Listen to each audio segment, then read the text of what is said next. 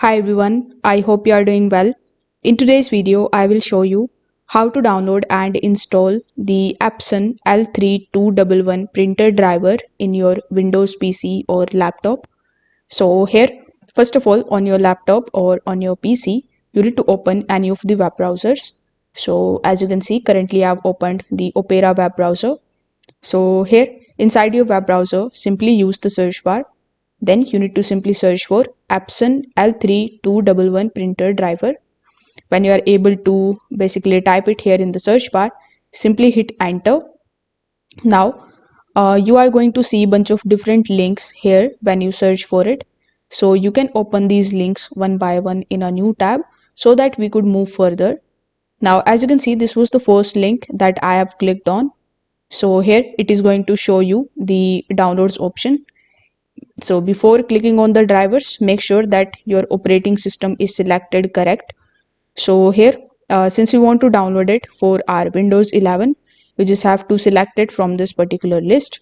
Now currently, Windows 10 64-bit it is showing.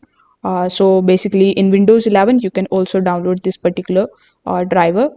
So after clicking on it, simply click on the option of drivers.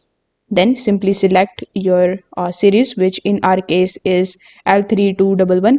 But as you can see, it is going to show you the drivers for L3210. So you can click on the download option right next to it. Then when the setup is downloaded, you can double click on it and simply install it on your device.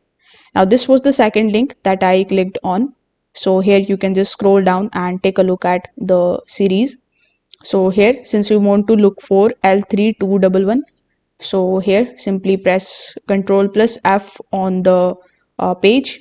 Afterwards, you need to simply type this, which is Epson L3211. When you are able to find it, simply click on it.